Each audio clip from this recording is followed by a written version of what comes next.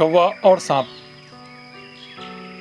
एक दरख्त पर एक कौवे का घोंसला था जिसमें वो बड़े मज़े के साथ रहा करता था।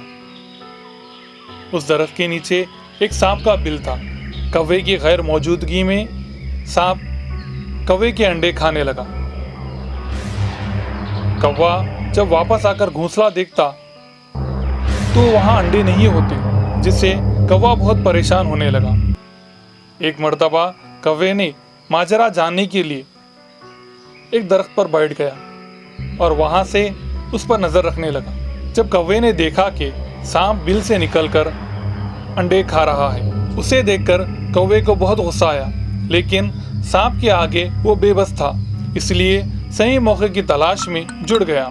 कौवे का घोंसला जिस दरख्त पर था उसके करीब एक नदी थी। एक दिन वहां पर एक रानी अपने सहेलियों के हमरा नहाने के लिए आई। रानी अपने गले का हार नदी के किनारे रखकर नहाने लगी।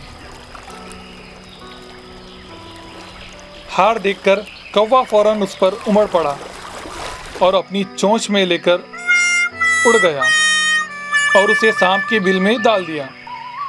ये मंजर रानी के सिपाहियों ने देख लिया और फौरन उन्होंने बिल को तोड़ना शुरू कर दिया, जिससे अंदर मौजूद सांप उन पर हमला करने के लिए बाहर निकला। सिपाहियों ने सांप की खूब पिटाई की और उसे मारकर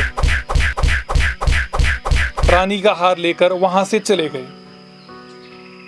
अकल का इस्तेमाल करते हुए कौवे ने सांप से नजात हासिल कर ली और वो खुश हो गया।